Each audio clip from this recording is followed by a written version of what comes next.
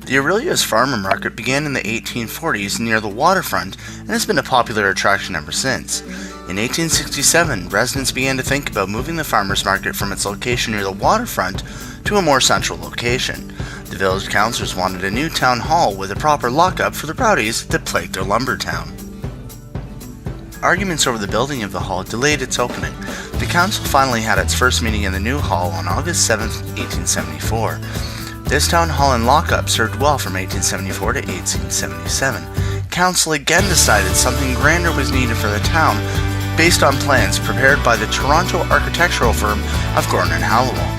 The Opera House was completed in 1895 at a cost of $25,000. It held the council chamber, auditorium, city hall offices, market stalls, and the lockup.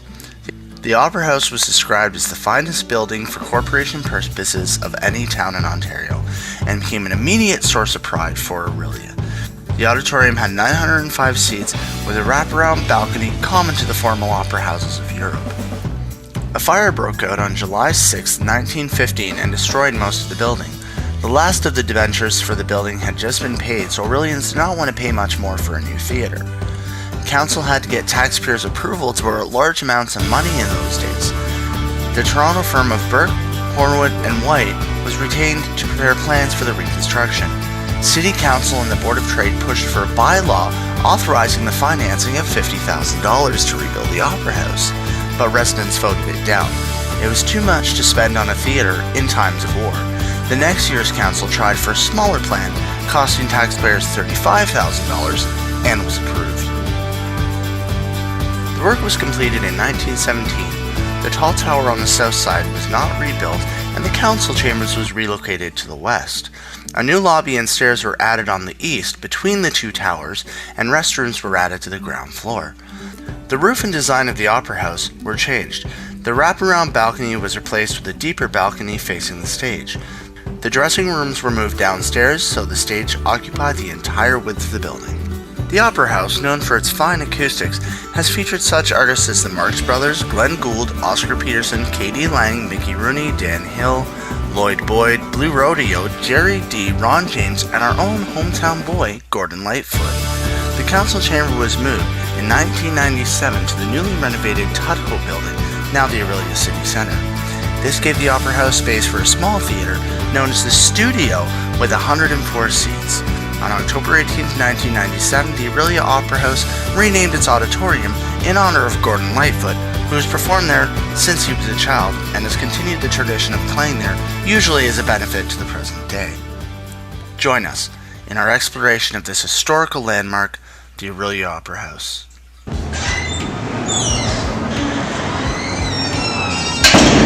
Today's the day, Pilgrim. Bloody time, man. Oh yeah, let's do this.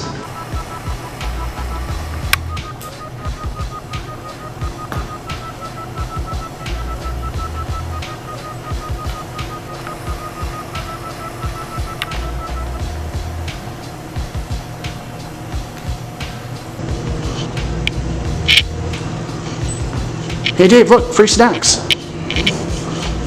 Ooh. Seems that I remembered our birthdays. Wine. Beer. That was a quick little shot of the green room, but now we are actually going into the studio, which was originally the council chambers up until it was moved to make room for this in 1997. But this is actually a 104-seat small stage that is actually currently under a production right now.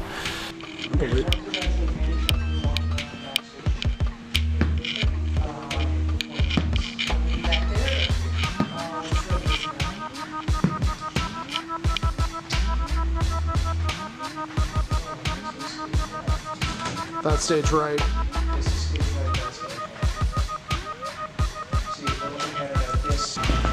Hey, this town ain't big enough for the two of us, Pilgrim. Or for your bad jokes. Hey Pilgrim, watch your step. Oh yeah. Oh Pilgrim. 145 years plus old. No. And like the original doors are still here. I mean, like everything above was devastated in the fire, but this is still intact. No. Ready? Check her out. Let's do it up. break it already? I did. Okay, leave it there. No such thing. This is the pulley system of those doors that we just came in. As you see, it's a counterweight system. What did you find, Dave? I found old records, actually, like dating back from like 1921, 1920. Oh my gosh, 1880. What? 1882?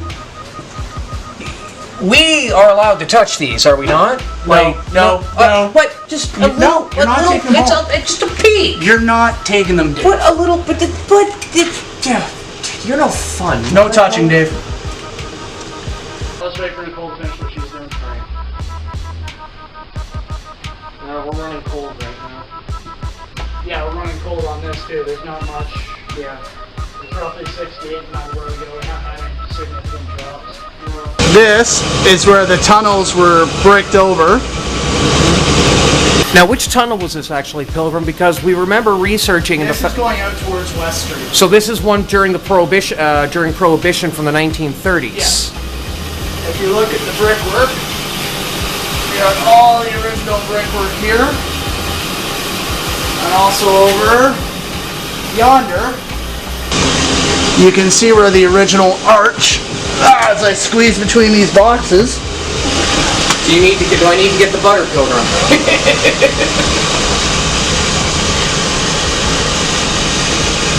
Peek. Flashlight? Flashlight. Cute. I want to take a good look myself, actually. Pilgrim, this is a little closer to you than I'm actually comfortable with. That's not. As you guys are seeing right now, we are still in the basement of the Orillia Opera House, and as I've been preaching beforehand, this is still some of the original stonework that was constructed back in 1875. The boiler room is still the same to an extent. I mean, obviously it's been modernized, but that's not one of the things I wanted to show you. Pilgrim, follow me out here for a second. Part of the boiler room, still the original stonework and foundation. But what makes this super interesting is you can tell just how old this is. That's white stuff right there. Those are calcium deposits right there, built up like over 50 to 100 years.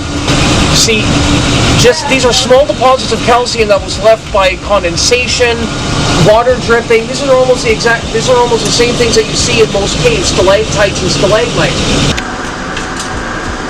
Watch your head, Pootz. There we go. Jail cells. What up? 65 in here, it's much cooler. Well, this is also the air conditioning unit as well. Yeah. This is just incredible. This actually used to be part of the jail cell. One of. What was in there? I'm gonna arrest you. Okay, that's actually pretty funny. Alright, I gotta admit that. Waiting on the roof from the prisoners.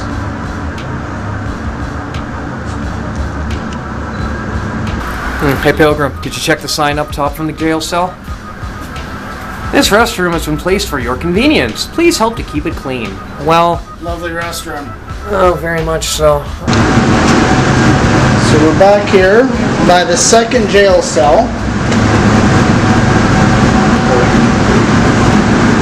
This one we can actually get through.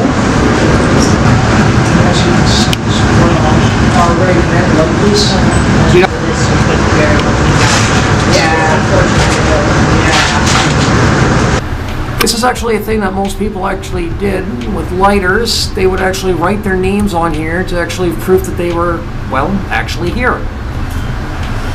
Very ominous in its own right. It's like their own little private mark on history. We are at the entrance to the auditorium. You got your elevator on the left. On the right, you got one tower.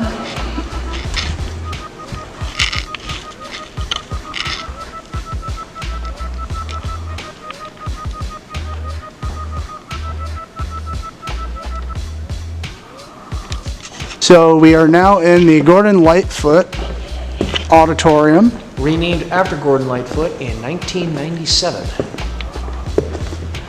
The one single light that's on right now is the ghost light.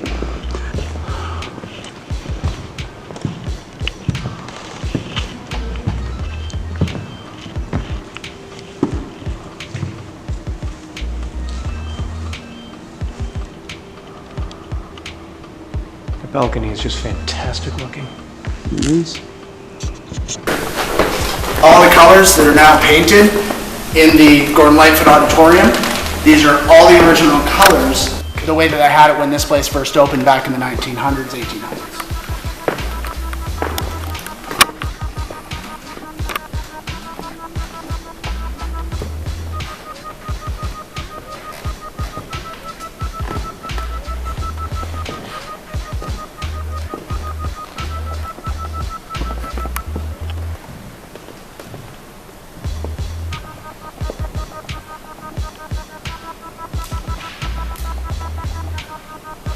Coming over here, the side exit to, you have a fire door, fire hose, part of the original building.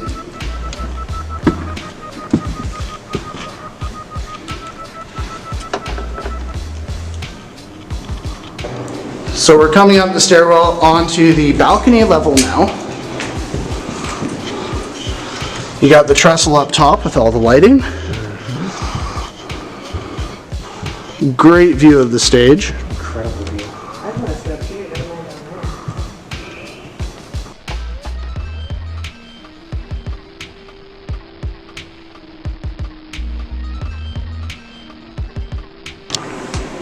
Okay, we're coming up off the balcony.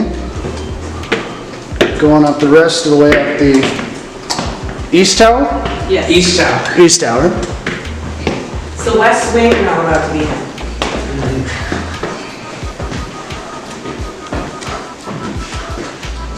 Shameless Tim Hortons plug. Into the light room. Random doorway. Pootz, Yep. open her up. All right. Watch your fingers.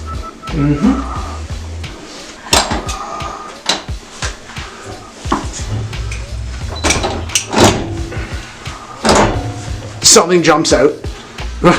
Here, I got it. A rat. Oh. Could you imagine? Nothing much up in this doorway, just roof access. However, not a view that most people generally get. Some of the equipment they use for lighting.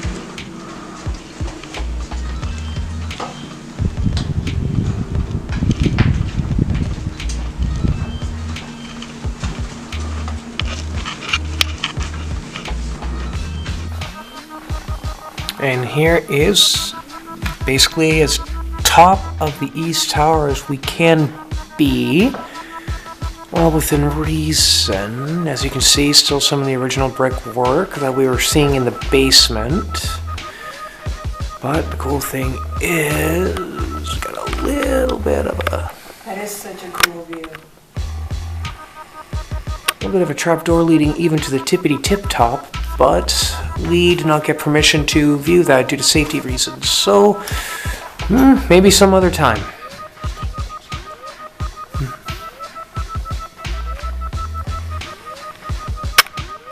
It's where the ghost stuff comes from. Dave, Emma.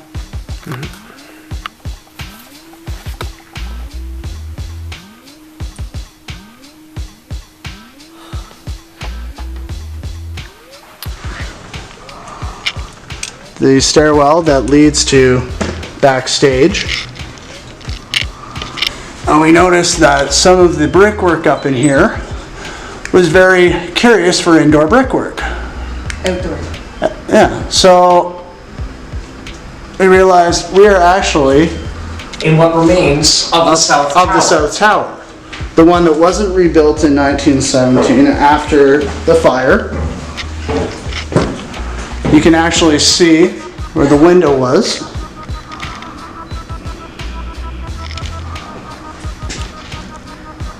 That's unreal. That's awesome. Follow our way down, looking at all the different writings on the wall. It's too bad they didn't leave us on the north side. You can see that would have been an outdoor vent as well.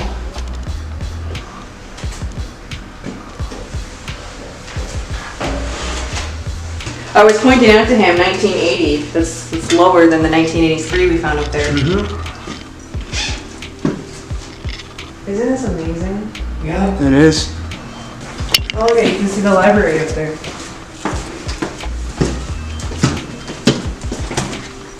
Let's spy on them.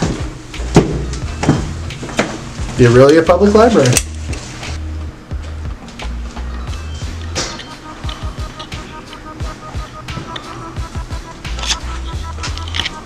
We're in the backstage.